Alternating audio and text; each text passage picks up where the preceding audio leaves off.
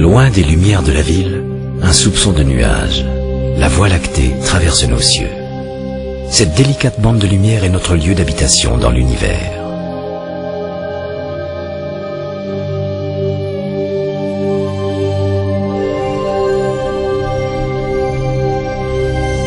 Quand on regarde la Voie lactée, on voit par la tranche un disque rempli d'étoiles. Ce disque, c'est notre galaxie, une île perdue dans l'univers.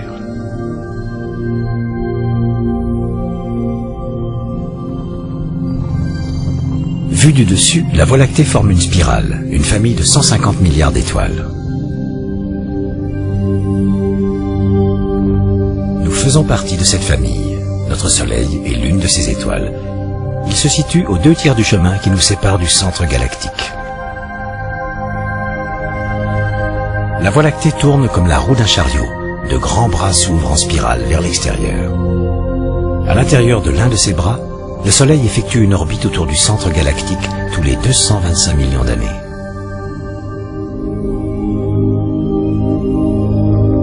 Comme dans une ville, c'est au centre que la lumière brille le plus. Voilé par les gaz et les poussières, c'est un formidable bouillonnement d'énergie. Mais nous sommes dans la banlieue avoisinante. Des étoiles tranquilles y mènent des vies d'étoiles ordinaires. Le Soleil ne fait pas exception. Il est jaune, de taille moyenne et au milieu de sa vie. Pour se faire une idée des distances, la lumière du Soleil met 8 minutes et demie pour nous atteindre. La lumière émise par l'étoile la plus proche met 4 ans et 3 mois pour nous parvenir. Les astronomes nomment ces distances en années-lumière, 4,25 années-lumière. La Voie lactée fait 100 000 années-lumière de diamètre. 30 000 années-lumière nous séparent du centre de la galaxie.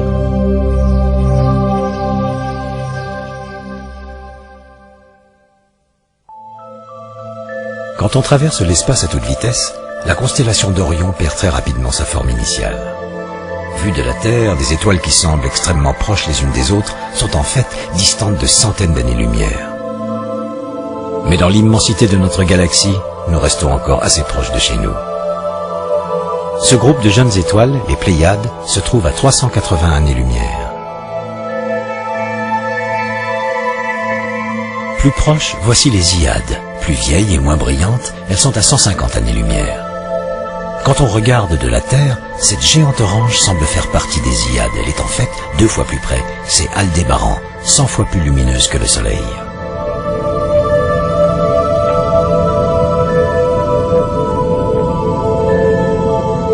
Sirius, l'étoile du chien, à moins de 9 années-lumière, est l'étoile la plus brillante de notre ciel. L'étoile de Barnard, une naine rouge, 2000 fois plus sombre que le Soleil, elle se dirige vers nous. Quand elle passera par ici, dans 10 000 ans, elle deviendra notre plus proche compagne galactique. Mais pour le moment, c'est Alpha du Centaure qui est la plus proche, un trio d'étoiles qui se trouve à seulement 4,25 années-lumière.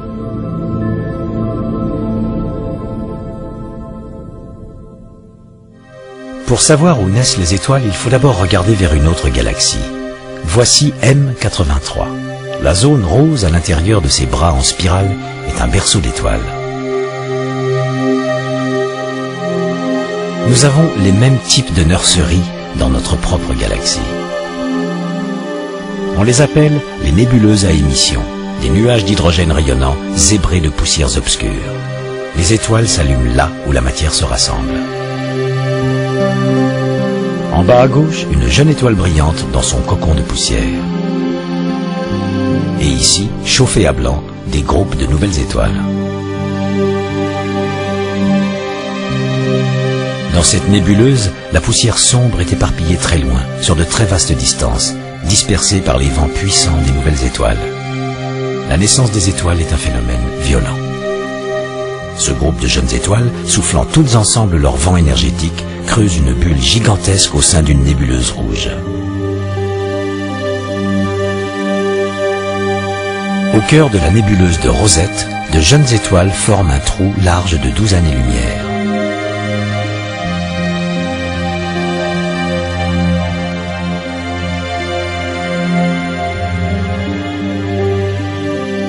Plus l'étoile est massive, plus sa vie est courte. Les étoiles moyennes, comme notre Soleil, vivent longtemps. Les plus grosses meurent jeunes. En brûlant avec voracité leur propre énergie, elles deviennent de supergéantes rouges, se dilatant des centaines de fois. Celle-ci, Antares, est enveloppée d'un nuage composé de sa propre matière, une nébuleuse à réflexion. Antares est si grosse et si diffuse qu'elle s'éparpille dans l'espace.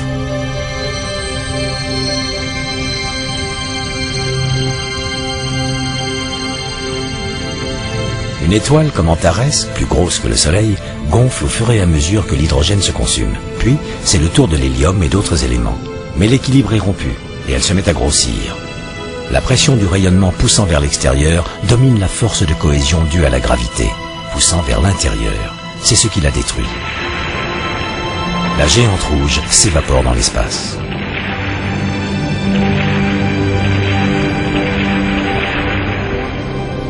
Le noyau est mis à nu et s'effondre pour se transformer en naine blanche. En voici une dans la réalité, une naine dans un anneau de fumée stellaire. Les astronomes l'appellent une nébuleuse planétaire. Celle-ci a des ailes, la violence des vents lui donne la forme d'un papillon.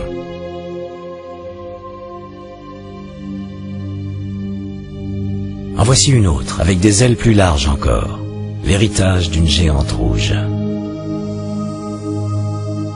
Voici l'une des plus belles.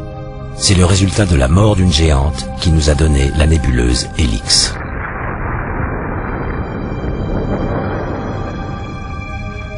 À 300 années-lumière de la Terre, Helix est notre plus proche nébuleuse planétaire, avec au centre une naine blanche que l'on peut voir sur cette image réelle. La naine blanche en bas à droite a une vie plus agitée. Sa gravitation attire la matière de sa compagne. Mais quand la couche de matière atteint une masse critique, elle explose en une nova. Les deux étoiles survivent et le processus se répète.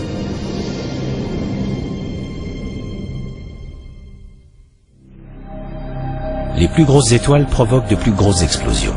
Cette supergéante rouge fait 10 fois la masse du Soleil. Le Soleil a une durée de vie de 10 milliards d'années, celle-ci ne vivra que 20 millions d'années. Une vie courte et violente, et puis plus rien. Voici l'explosion d'une supernova. Ici, dans la nébuleuse du Crabe, une supernova a été observée en Chine en 1054. Ce sont ces débris qui ont formé la nébuleuse. Au sein même du Crabe subsiste un pulsar. Tournant sur lui-même 30 fois par seconde, c'est un résidu super dense, vestige de l'étoile d'origine. Autour de lui, un disque de matière et de la matière jaillissant des pôles.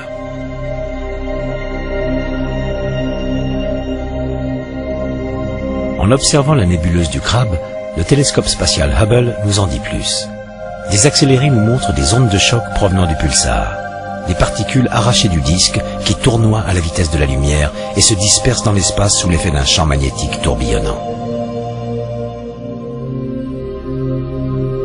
Ici, un jet polaire heurte la matière gazeuse de la nébuleuse qui se dilate plus lentement.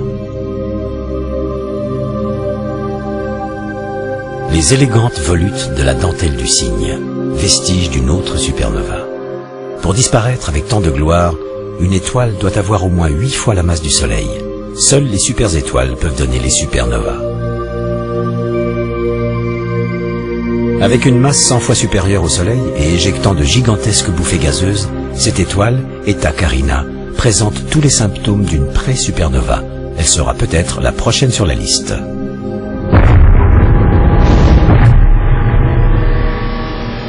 Quand son noyau s'effondrera, il dépassera même le stade de pulsar. Sa densité sera alors telle qu'il formera un trou noir. On naît, on vit et on meurt dans notre galaxie. Et il y a bien plus de galaxies dans l'univers qu'il n'y a d'étoiles dans la Voie lactée.